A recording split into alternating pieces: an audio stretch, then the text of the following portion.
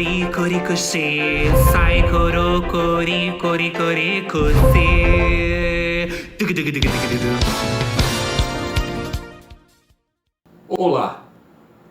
E recebemos agora a notícia do passado em primeira mão. O imperador de Roma, Teodósio, acaba de decidir dividir suas terras. Que é? Que? Ai, ai, ai. Que é aluno? Meu Deus, fala que eu tô gravando aqui, eu tô gravando na aula pra ele, gente, pelo amor de Deus.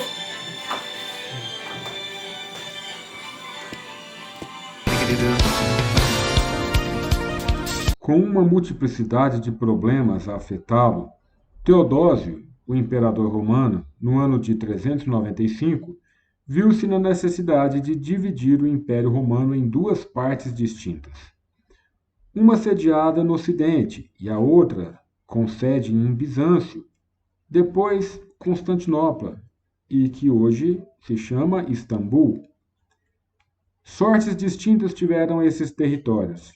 O do Ocidente, acossado pelas contradições internas, mas também assolado com várias invasões, sucumbiu, não conseguindo mais manter o seu poderio, que lhe deu fama e abriu a porta para uma nova realidade: a fragmentação do poder em vários senhores.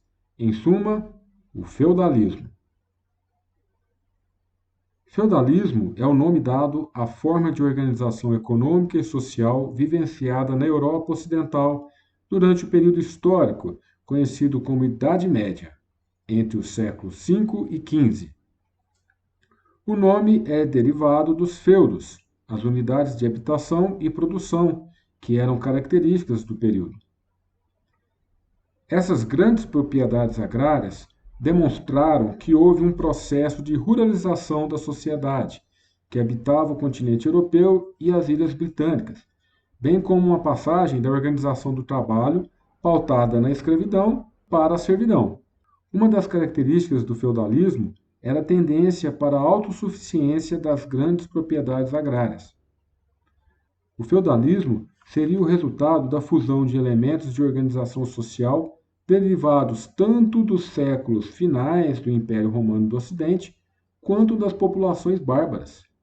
Uma das principais características do feudalismo era o controle dos senhores feudais, que eram donos de todas as terras. O poder era descentralizado e exercido exclusivamente pelos senhores feudais, sendo eles nobres ou clérigos. A sociedade era dividida basicamente em três grupos sociais: o clero, que rezava, a nobreza, que lutava, e os servos, que produziam. Era da nobreza que provinham os senhores feudais e os principais membros do clero. Entre os nobres havia diferenciação social entre os suzeranos e os vassalos, sendo os primeiros os que detinham mais poder em relação aos segundos. O poder se exercia, durante o feudalismo, através do controle de um maior número de terras e servos. Assim, um suzerano entregava a um vassalo certa quantidade de terras e servos, em troca de sua lealdade, principalmente durante as guerras, que eram constantes. Os servos eram os camponeses que constituíam a maior parte da população no feudalismo. Viviam presos à terra e eram obrigados a prestar pesados serviços e a pagar uma grande quantidade de tributos aos senhores feudais, sendo essa forma de exploração do trabalho a base da riqueza feudal. Apesar de haver um estatuto social distinto do clero, eles não se distinguiam muito dos senhores feudais, a não ser pelo controle religioso do catolicismo cristão que essa camada da nobreza detinha.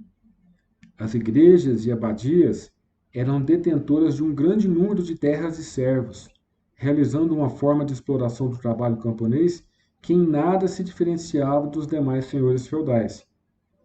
O cristianismo, como principal sistema ideológico do período, era também uma das principais características do feudalismo. Foi o cristianismo católico controlado pela Igreja que moldou os comportamentos, a cultura e os ideais do homem medieval. Por isso, a Igreja transformou-se na principal instituição do feudalismo. O comércio, no feudalismo, não era forte. quase inexistente. Logo, a base da economia feudal era agrária, ou seja, se produzia em primeiro lugar para a autossuficiência, ou seja, para consumo de todos do feudo. Algum excedente de produção poderia ser trocado por algo que não se tinha com algum feudo vizinho. Mesmo assim, não havia muito intercâmbio. Ferramentas, roupas, peças, móveis, tudo era produzido ali mesmo.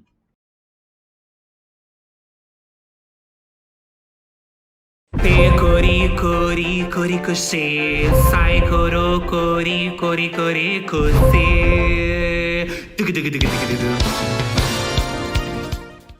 Aqui é ao vivo, diretamente da Idade Média, aonde descobrimos que o feudalismo acaba de entrar em declínio. E aí, professor? E aí, Fafá? Beleza? E aí, gente?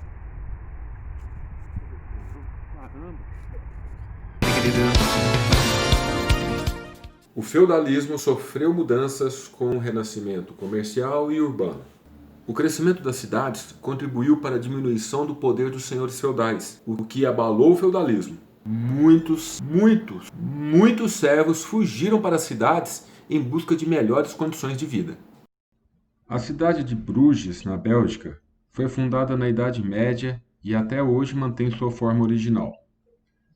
Por essa razão, foi declarada pela Unesco, a Organização das Nações Unidas para a Educação, Ciência e Cultura, como Patrimônio Histórico da Humanidade. No Brasil, temos várias cidades consideradas patrimônio histórico, como Ouro Preto e Tiradentes, em Minas Gerais, Paraty, no Rio de Janeiro, Laguna, em Santa Catarina e outras. Em uma pesquisa rápida, encontrei esta matéria no site do turismo, que eu vou deixar o link na descrição. Uma lista de patrimônios culturais da humanidade aqui no Brasil. Vamos dar uma olhadinha rápida nesta lista de 13 atrativos históricos considerados patrimônio cultural da humanidade no Brasil.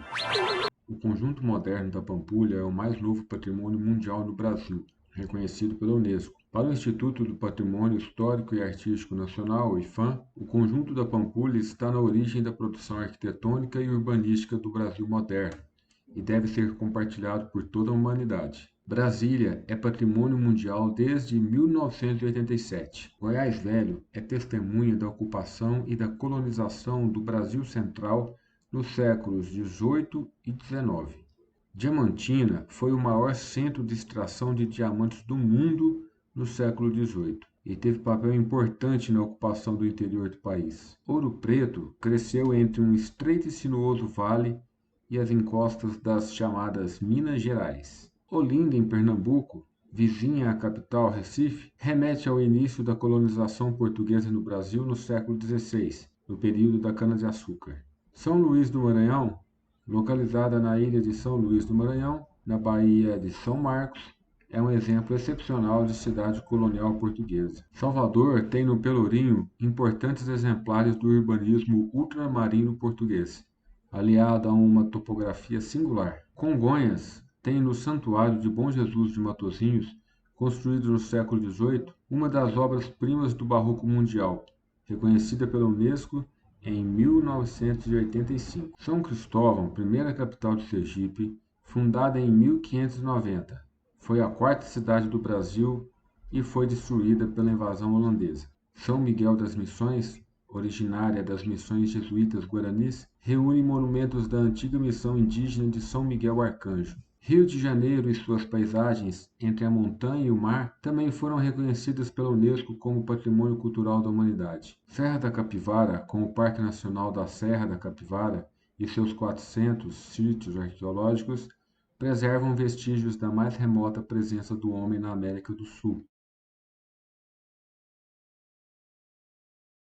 História PET 1, semana 2, sétimo ano. Caro aluno, cara aluna, nessa semana você vai entender a Idade Moderna e suas especificidades em um contexto de início de globalização, no qual o capitalismo ganha força juntamente com a classe social burguesa. Fique por dentro dos conceitos. Estado é uma forma organizacional cujo significado é de natureza política. É uma entidade com poder soberano para governar um povo dentro de uma área territorial delimitada. Numa nação, o Estado desempenha funções políticas, sociais e econômicas. Capitalismo é o sistema de desenvolvimento econômico vivido na maioria dos países do mundo. Burguesia, camada social que se dedicava ao comércio e ao artesanato. Mercantilismo.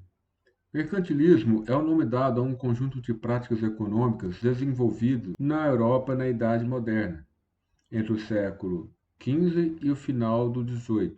Um conjunto de medidas econômicas diversas, de acordo com os estados.